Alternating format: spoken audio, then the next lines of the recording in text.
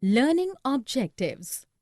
After studying this module, students will be able to understand the need of adjusting entries, learn the concept of adjustment of closing stock, know about outstanding expenses, understand the concept of prepaid expenses, know accrued income concept, learn about depreciation and how to charge it, understand the concept of bad debts and provision for bad and doubtful debts, know the concept of interest on capital and its adjustments, learn to calculate manager's commission, adjusting balances, need for adjustments. We need to adjust all the items in the accounts of the company so that the actual and true financial status of the company can be given to the stakeholders. The accrual concept of accounting says that the expenses and income should be recorded in the period they occur. It does not matter whether they are made in cash or not.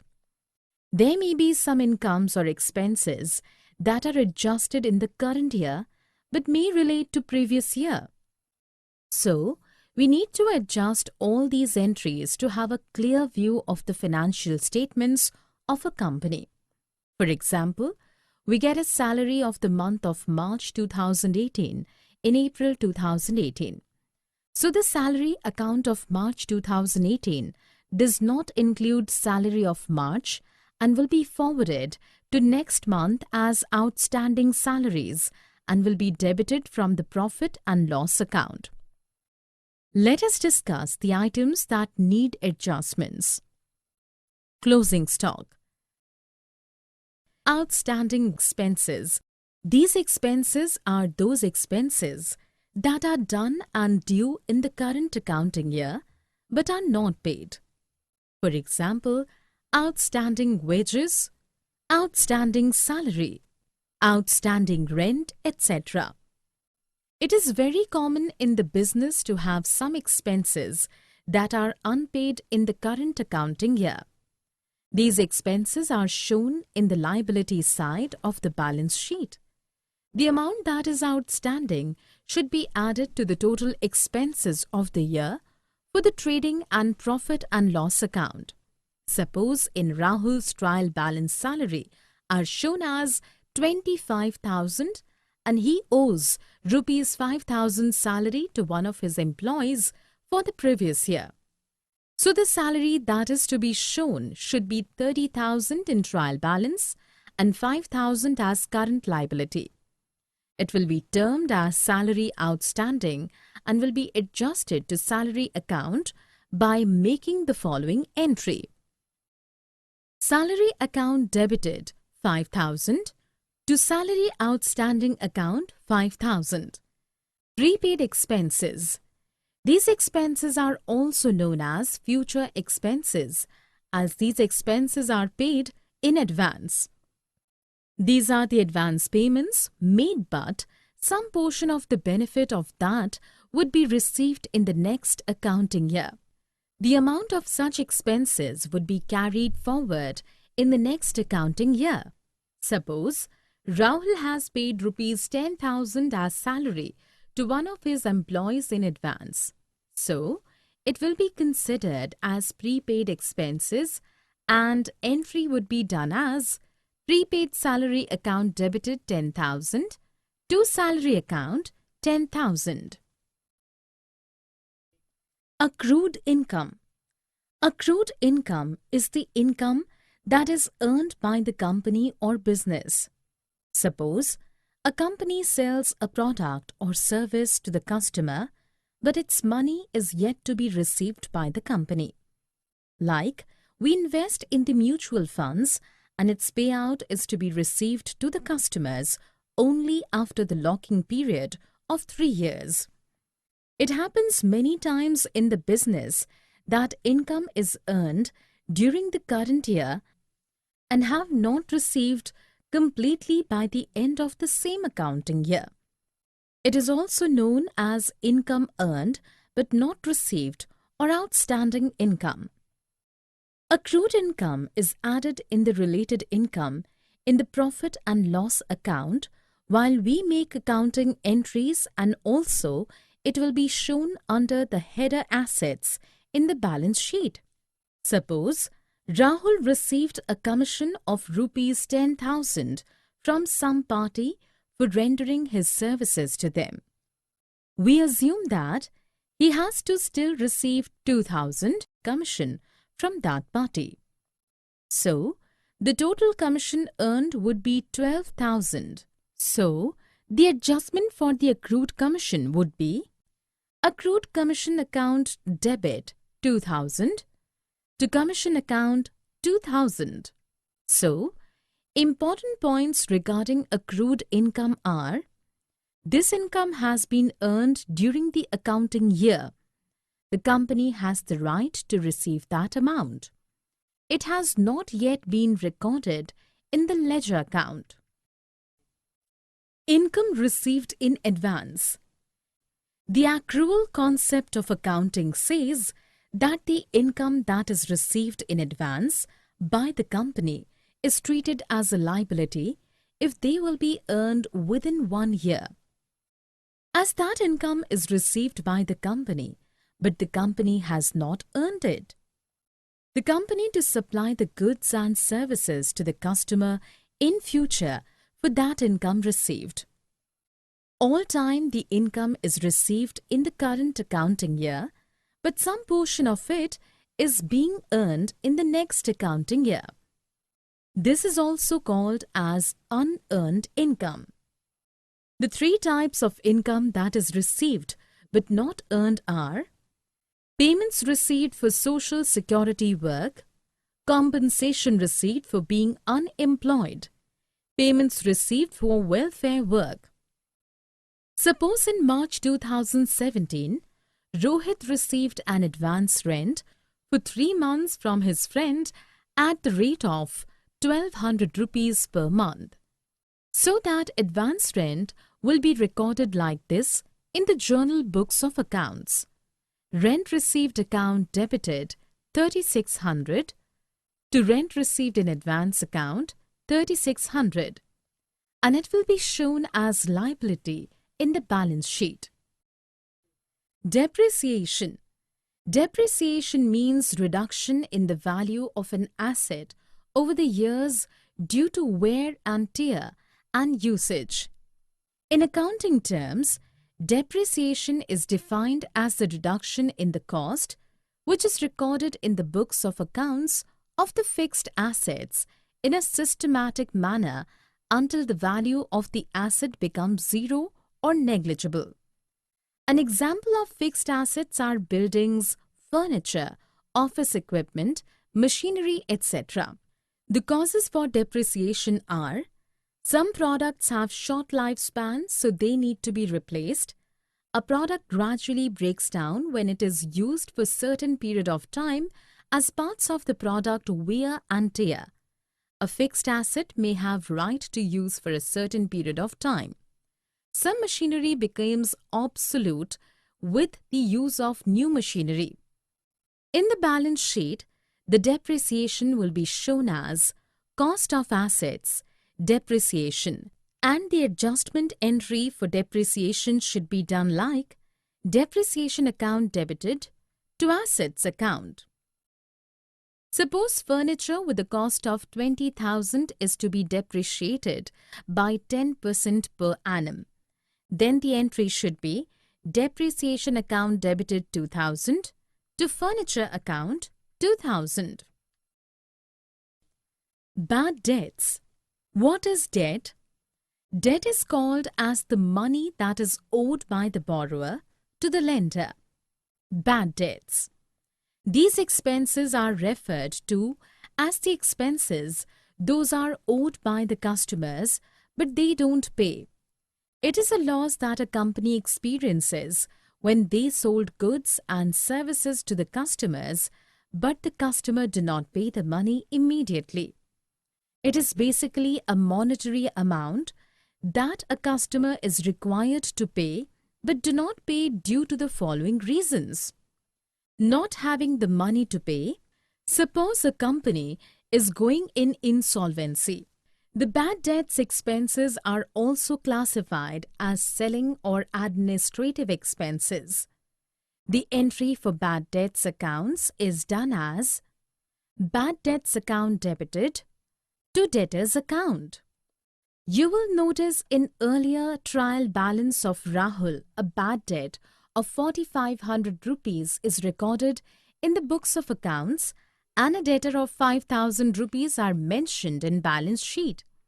Now we assume that one of the debtors of Rahul who was supposed to pay him the amount of 300 rupees became insolvent. So the adjustment entry for the same will be done as follows.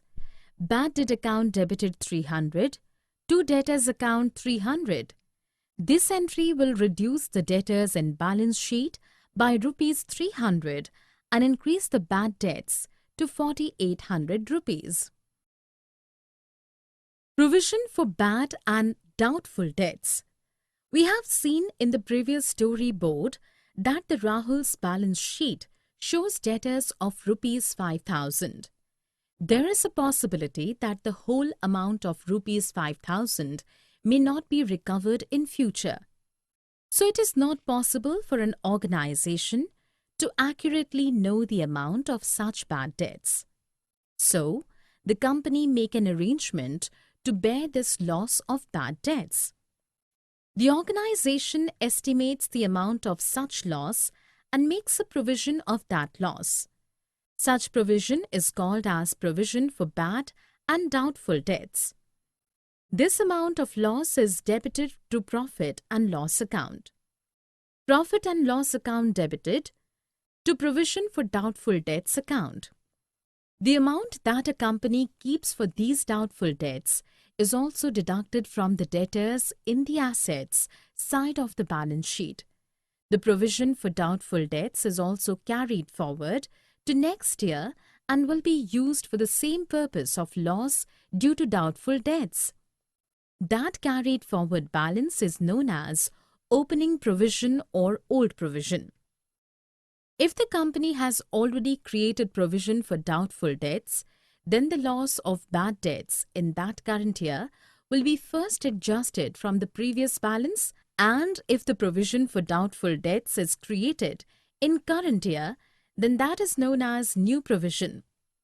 Let us take an example where sundry debtors are 22,000, bad debts 2,000 and provision for bad debts is 3,500.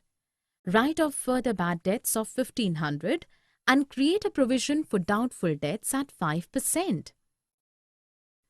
Provision for discount on debtors. Discount to debtors means when a business gives discount to debtors so they make payments on time. The amount of discount that an organization wants to give to debtors can be estimated well in advance so that necessary provision to give that discount can be created in the accounting year. Discount is allowed when the debtors of any business settle their accounts instantly. If the debtors of the current period settle their accounts instantly, in the succeeding period, discount will have to be given by provision for the discount on debtors is created on the good debtors. Those good debtors can be calculated by deducting further bad debts and provision for bad debts. The entry for provision for discount on debtors would be profit and loss account debited to provision for discount on debtors account. As we have mentioned earlier, that the discount on debtors can be calculated only on good debtors.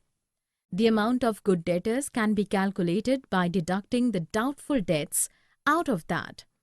The adjustment entry for the same would be done as follows. Profit and loss account debited to discount on debtors account. In the balance sheet, it will be shown as a deduction from the debtors to find out the correct amount that we will receive from the debtors. Manager's commission. The fee that is paid to a salesperson for giving his services in the business for completing a sale task is known as the commission. The commission can be given as a flat fee or as a percentage of the income, gross margin, or profit earned out of sale. The percentage of the commission is applied on the profit either before commission or after commission. If no information is given, then it is assumed that commission is allowed as a percentage of the net profit before charging such commission. For example, net profit of a business is 120 before charging commission. If the manager is entitled to 5% of profit before charging commission, then the commission will be calculated as, in case the commission is 5% of profit, after charging such commission, the commission will be calculated as, the entry for manager's commission would be done, profit and loss account debited, to manager's commission account. Let us take an example and assume that Rahul's manager is given a commission at 10%. Prepare profit and loss account on the basis of net profit after charging this commission, net profit before charging this commission. Manager's commission is calculated in two ways. 1. On profits before charging such commission, manager's commission is equal to net profits into percentage of commission divided by 100. Second, on profit after charging such commission, manager's commission is equal to net profits into percentage of commission divided by 1 plus percent of commission. Interest on capital. What is capital? The funds that were raised to support a business or for a project are called as capital. It is the wealth of a business gathered over a period of time. It is calculated by capital is equal to assets minus liabilities. Capital can also mean ownership in a firm. Interest on capital. Interest on capital is the amount payable on the additional capital to the partner. It happens in the business at times a businessman wants to know the profit of the business after giving the interest on capital. The interest is calculated at a given rate of interest of capital in the beginning of the accounting year. If suppose additional amount of capital is added in the business during the accounting year, then the interest on capital will be calculated on that amount from the date when it was added to business. Interest on capital is treated as expense of the business and the entry would be done as given. In the final accounts, it is shown as expense in the debit side of the profit and loss account and added to capital in the balance sheet. For example, we assume that Rahul decides to give 5% interest on capital. The amount of interest on capital in that case would be 5% of 12,000, that amounts to be 600 rupees. The interest on capital would be, in the balance sheet, it should be added into the capital. The adjustment would be done as done in referred image. Entries at a glance. Adjustment. Closing stock. Adjustment entry. Closing stock account debited to trading account. In trading and profit and loss account shown on credit side of trading and profit and loss account, balance sheet shown on the asset side. Adjustment. Outstanding expenses. Adjustment entry. Expense account debited to outstanding expenses account. In trading and profit and loss account, added to the expense on the debit side of the profit and loss account. Balance sheet shown on the liability sides of the balance sheet. Adjustments prepaid expenses. Adjustment entry, prepaid expense account debited to expense account. In trading and profit and loss account, deducted from the respective expense on the debit side. Balance sheet shown on the asset sides of the balance sheet. Adjustment, income earned but not received. Adjustment entry, accrued income account debited to income account. In trading and profit and loss account, added to the respective income header on the credit side. Balance sheet shown on the asset side of the balance sheet. Adjustment, income received in advance. Adjustment entry, income account debited to income received in advance account. In trading and profit and loss account, deducted from the respective income on the credit side. Balance sheet shown on the liabilities side of the balance sheet. Adjustment, depreciation. Adjustment entry, depreciation account debited to assets account.